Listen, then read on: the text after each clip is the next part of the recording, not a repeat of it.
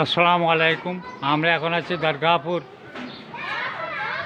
ফুরকানিয়া মাদ্রাসায়। এই প্রতিষ্ঠানটি 1948 সালে প্রতিষ্ঠিত হয়। এই মাদ্রাসাটি প্রতিষ্ঠা করেন মাওলানা ফজলুর রহমান দরগাপুরি সাহেব। এখন বর্তমানে দায়িত্বে আছেন এম.এ. নেওয়াজ সাহেব। উনি এই মাদ্রাসাটি দেখাশোনা করছেন, বিভিন্ন জায়গা থেকে অর্থ নিয়ে এই বিল্ডিংটাই করছেন। আমরা তাকে ধন্যবাদ জানাই। আজকে আমি তার মুখোমুখি কিছু সমস্যা আছে, এই সমস্যায় নিয়ে আমরা জানতে চাই তার কাছে কী সমস্যা আপনি বলেন। এটা দরগাপুর ফুরকানিয়া মাদ্রাসা প্রতিষ্ঠাতা বুজুর্গ মাওলানা দরগাপুরি শেখ ফজলুর রহমান দরগাপুরি সাহেব। বর্তমান ছাত্রছাত্রীরা পড়াশোনা করছে, কিন্তু দুঃখের বিষয় শীতের জন্য তাদের বসার অসুবিধা হচ্ছে, তাই কার্পেটের ব্যবস্থা প্রয়োজন। অন্তত পক্ষে 10,000 টাকা হলে কার্পেটের ব্যবস্থা হয়ে যায় ইনশাল্লাহ। আল্লাহ পাক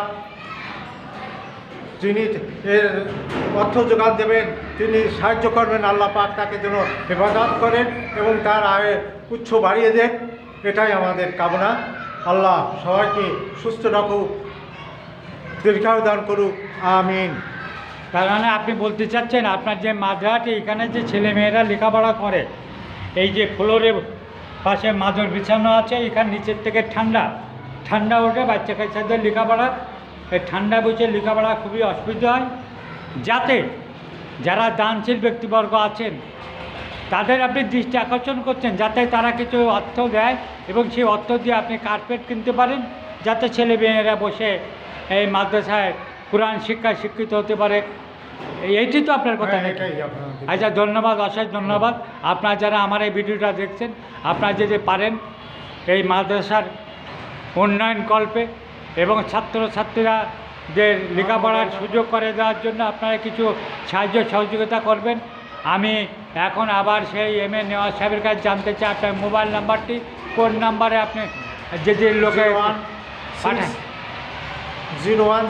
28 28 25 85 এই নগদ এই নাম্বারে দিলে আমি পেয়ে যাব ইনশাল্লাহ। মাদ্রাসার কাজে কোনো তসরুফ হবে না আল্লাহর রহমতে। এই পর্যন্ত প্রায় 10 লক্ষ টাকার কাজ এখানে করে আসছি ইনশাল্লাহ। আল্লাহ আবার তৌফিক দান করেছে, আমি টুকিটাকি কাজ আবার আরম্ভ করেছি। আপনারা যদি কেউ সহযোগিতা করতে চান এবং যদি অর্থ বাড়াতে চান, তাহলে ওনার মোবাইল নাম্বার 01628282585 নগদ, এই নাম্বারে আপনারা সাহায্য পাঠাতে পারেন। অশেষ ধন্যবাদ। আসসালামু আলাইকুম।